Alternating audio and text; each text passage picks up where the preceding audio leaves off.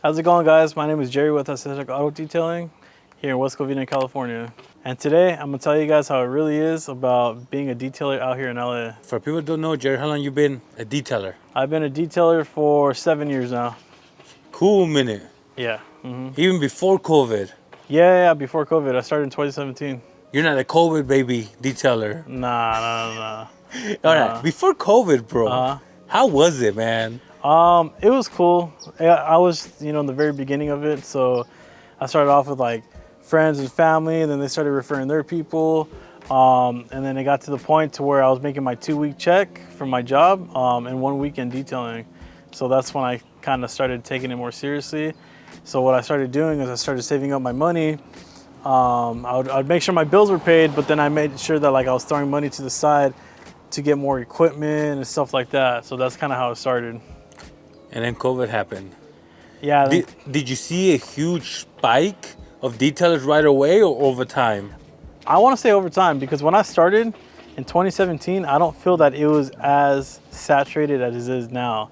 So in 2020, when COVID was, going on and like in its peak, I remember there were actual shutdowns and everybody was afraid to go out. I was still detailing. Yeah, my family was kind of scared, but I remember it got to a point in the very beginning to where I was wearing a full, like long sleeve. I was wearing gloves, pants, and I was wearing a mask, and sometimes I would even wear like a jacket. And there'd be some times where I was like really, really sweating while I was detailing. But I feel like COVID kind of made me because I was busy all through COVID.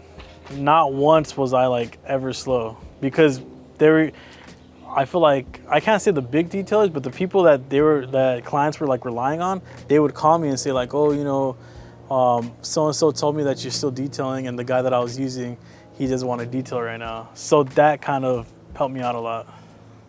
So you were breaking the law, Jerry? Just about, man, yeah. Outlaw over here. All right, man. But then, things were still shutting down, coming back, shutting down, restrictions. Yeah. And then 2021, man. Yeah. After all the stimulus checks were out, a lot of people started the detailing business, different levels. Yeah. But when did you start noticing, man, there's a lot of detailers out here? Honestly, I want to say maybe 3 years ago. I want to say, because all of a sudden, like, I started noticing that there are all these guys that just started detailing, and like their prices were like at well-established detailers' price already, and they didn't even know what they're doing. They just had like a foam cannon, this and that, which what's kind of good for them, because some people, they start off with really low prices, and it's kind of hard for them to get up to there, which is kind of what I did. I started off with really, really low prices, and then your clients, they get used to those prices. So I mean, to each their own, but it is very saturated right now. Okay, let me ask you, it's oversaturated. Does it affect business? Like, you're not getting as many new clients, or you being compared to other people? Have you noticed anything like that? I would say personally, no. I'm not really affected by it. And the reason why is because I feel like I take good care of my clients. I'm friendly with them. I try to communicate as much as possible. I try to give them the best service, that I can give them. And sometimes I just throw out like little freebies to, show my appreciation. But since it is oversaturated, with newer people, I do get compared all the time. Oh, well, this guy's doing it for $30. Oh, well, this guy's doing that, this and that. And you know what? I just tell them like, well, and not so many words, and why are you calling me, kind of thing, like, stick with that guy. But it has happened a couple of times to where they go out and about, they call other guys, and then they end up calling me again, and then they get the job done, and then they become my client. Nice, man. Now, you're a full-time detailer. You got consistent work even during winter because of the maintenance. But the community here in LA, or even on social media, because it's becoming more popular. Yeah. What have you noticed the community is like? Is there a lot of beef, a lot of friendships, helping each other, gatekeeping? What would you say? I would say it's a little bit of both. I do want to say it's, you see gatekeeping a lot, I feel like a lot of these guys are afraid, like, oh, if I throw out some knowledge over here, the other guys are going to use it. and they're gonna be better than me or they're gonna take my business. I disagree with that because I just feel like, you know what, let your work speak for itself. And if you're giving your clients great, you know, experience or great work and great service, they're gonna keep on coming back to you. As far as the community, I feel there are a number of detailers that I actually keep in contact with. We'll talk to each other, we'll ask each other questions, we'll see how our business is, you know, and those are really cool guys, really cool guys.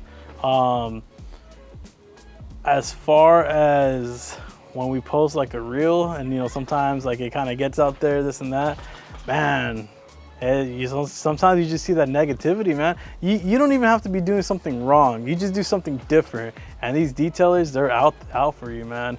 They just want to make you feel bad. They want to make you look bad. It is what it is, man. Before, maybe in the beginning, I kind of, you know, will like dwell on it for a little bit, like, oh man, this guy said this. Now it's just like, whatever, bro. You're helping my algorithm, you know? Yeah. Is there beef here in LA? I would say there's 100% beef. I personally don't have beef with anybody. I don't know if anybody has beef with me. I don't know. But there's somebody out there, there's a detailer out there be like, F you, Jerry. Yeah. But I have heard of, you know, some stories, you know, like through the grapevine, from people, from other detailers, whatever. Even clients, you know, I've had some clients, they call me and they're like, oh, well, I had so-and-so work on my car and they didn't do a great job. But for the most part, I do feel like some detailers are like hating on each other. And personally, I don't think it's cool. I feel like there's more than enough money for everybody, you know? But it is what it is, man. Some people just want to see people grow. Hey, but in your area, let me know, is there beef? Drop it down in the comments below. How do you think a detailer could stand out from the rest? I know you mentioned customer service, do great work, but what's one or two more things that you feel will make people stand out? I think transparency. I think transparency is a big one. That's something that I talked to you guys about. That's something that I knew when I was starting my detailing page that I wanted to talk about, because I feel like a lot of detailers, they always want to show all the good, you know, oh yeah, I made $1,500, I made $3,000 today, this and that. They don't show you the bad stuff. They don't show you, you know, sometimes clients not being happy, you know? And I know a lot of people try to show like they do like perfect work or whatever, but sometimes you need to get some people to where you did a really, really good job and they're still gonna complain about something. It just happens. Or just sometimes, you know, equipment malfunctioning, breaking down, you know, van, truck, whatever. So I think being transparent with people would be a very important one also. What about with customers? Stand out from the rest with customers. I feel like reviews? Yeah. Reviews is a good one. I just feel like with me, for example, I get new clients that contact me. They call me from Google, and 9 out of 10 times they say, I came across your website. 1, you're close to me. 2, you have great reviews. I've seen them. You have nothing but 5-star reviews, and I read them, and people just spoke very highly of you. So I was interested in getting work done with you. That stuff helps out a lot. There you go, man. That's a secret right there. Yep. All right, guys. So that's how it is being a detailer out here in Los Angeles, California. And you get hate or love in your area? Drop it down in the comments below. And don't forget to like, subscribe, and stay blessed.